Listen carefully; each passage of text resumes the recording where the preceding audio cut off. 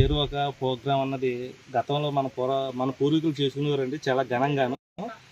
రాను రాను ఈ కార్యక్రమాన్ని మర్చిపోయారు. ఈ పూజా కార్యక్రమాన్ని జూన్ 11వ తారీఖున పౌర్ణమి సందర్భంగా ఏరువాక కార్యక్రమం అనేది చాలా ఘనంగా నిర్వహించుకునేవాళ్ళు.